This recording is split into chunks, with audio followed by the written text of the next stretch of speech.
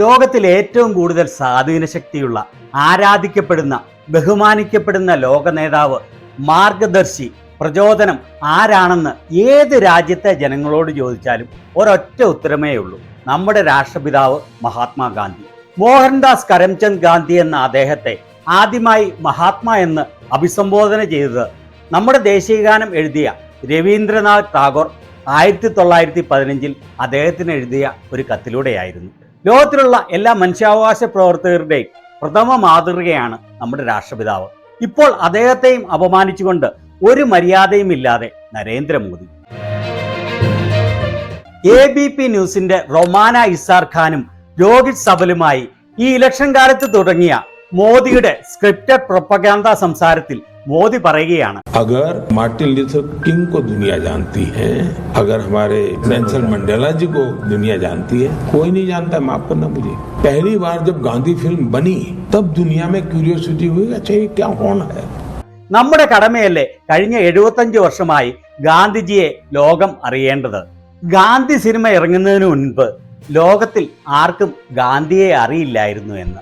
പിന്നെ ആദ്യം പറയുന്നത് മനസ്സിലാക്കാൻ കുറച്ച് പാടുപെട്ടു. मार्टिन लूथर किंग को दुनिया जानती है, नेल्सन मंडेला जी को दुनिया जानती है. എന്നാലും പുള്ളി ഉദ്ദേശിച്ചത് ഇതാണ്: മാർട്ടിൻ ലൂഥർ കിങ്ങിനെയും നെൽസൺ മണ്ടേലയെയും ലോകം അറിയുന്നു, പക്ഷേ ഗാന്ധിയെ അറിഞ്ഞിരുന്നില്ല എന്ന്. മാർട്ടിൻ ലൂയെ കിങ് കഷ്ടം തന്നെ ദാസ. മാർട്ടിൻ ലൂഥർ കിങ് എന്ന് തെളിച്ചു പറയാൻ അറിയാത്ത ആരെങ്കിലും ഈ ലോകത്തുണ്ടോ? മൈ ഫ്രണ്ട് ഡോളൻ ട്രൂം പൊഴിച്ച് 1966 വർണ്ണവറിയന്മാരുടെ വെടിയേറ്റ് മരിച്ച ഡോക്ടർ മാർട്ടിൻ ലൂഥർ കിങ് ഗാന്ധിജിയെ കുറിച്ച് പറയുന്നത് കേട്ടോളൂ. I came to Gandhi in the same setting in theological seminary days. I had heard of Gandhi, but I remembered hearing a message by the president of Howard University, Dr. Mordecai Johnson, who had just returned from India. He spoke in Philadelphia on his trip to India and the whole philosophy of Gandhi and passive non-violent resistance. Now, I was so deeply moved by the message that I went away and bought several books on the Gandhian, on Gandhi and Gandhian technique. And at that point, I became deeply influenced by Gandhi. ബ്രിട്ടീഷുകാരനായ Richard Attenborough സംവിധാനം ചെയ്ത Gandhi film ഇറങ്ങിയത് 1982 ആയിരുന്നു. അതിനു മുൻപും പിൻപും ലോകത്തിലെ പല സ്വാതന്ത്ര്യ സമരങ്ങളും പ്രചോദനം ഉൾക്കൊണ്ടത് ഗാന്ധിജിയിൽ നിന്നായിരുന്നു. 1930കളിൽ ഒറ്റമുണ്ടും ധരിച്ച് ഗാന്ധിജി ബ്രിട്ടനിൽ ചെല്ലുമ്പോഴെല്ലാം ബ്രിട്ടീഷുകാർ കടല് പോലെ ആയിരുന്നു ഗാന്ധിജിയെ കേൾക്കാൻ ഒഴുകിയെത്തിയിരുന്നത്. ഇന്ത്യക്ക് സ്വാതന്ത്ര്യം കിട്ടുന്നതിന് വളരെ മുൻപ്. അതിന്റെ ചില ദൃശ്യങ്ങൾ ഇതാ.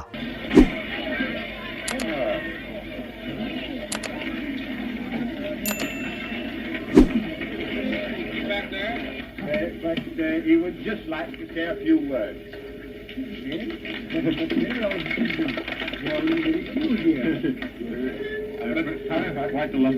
are going to tell the other children that I love you all as my own children. That's all I want to say. Modi പറഞ്ഞ മാർട്ടിൻ ലൂഥർ കിങ്ങും നെൽസൺ മണ്ടേലയും എല്ലാം പ്രചോദനം ഉൾക്കൊണ്ടത് ഗാന്ധിജിയിൽ നിന്നായിരുന്നു. ഗാന്ധിജിയുടെ നോൺ വയലൻസ് സമരങ്ങളിൽ നിന്നായിരുന്നു. ഗാന്ധിജിയെക്കുറിച്ച് സംസാരിക്കാത്ത, ഗാന്ധിജിയിൽ നിന്ന് പ്രചോദനം ഉൾക്കൊള്ളാത്ത ലോക നേതാക്കൾ ആരും തന്നെ ഇല്ലെന്ന് പറയാം, 2 പേരൊഴിച്ച്: അഡോൾഫ് ഹിറ്റ്ലറും Kim Jong ഉന്നും.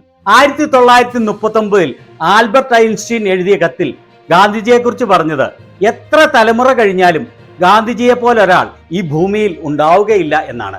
President Barack Obama പറഞ്ഞത് ഗാന്ധി ഇല്ലായിരുന്നെങ്കിൽ താൻ അമേരിക്കൻ പ്രസിഡന്റ് ആവില്ലെന്നായിരുന്നു. ചാർലി ചാപ്ലിൻ, മൈക്കൽ ജാക്സൺ ഇവരൊക്കെ ഗാന്ധിജിയെക്കുറിച്ച് പറയുന്നത് കേട്ടോളൂ.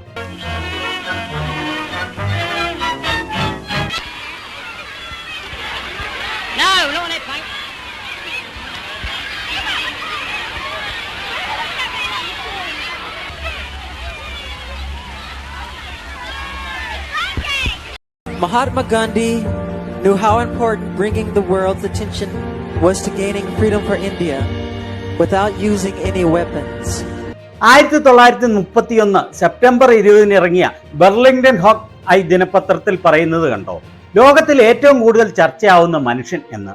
1931 അമേരിക്കൻ മാസിക ടൈം മാഗസിൻ അദ്ദേഹത്തെ പേഴ്സൺ ഓഫ് ദി ഇയർ ആയി തിരഞ്ഞെടുത്തു. വിവിധ വിദേശ മാഗസിനുകളുടെ കവർ പേജിൽ ഗാന്ധിജി സ്ഥിരപ്രതിഷ്ഠ നേടിയ ദൃശ്യങ്ങൾ.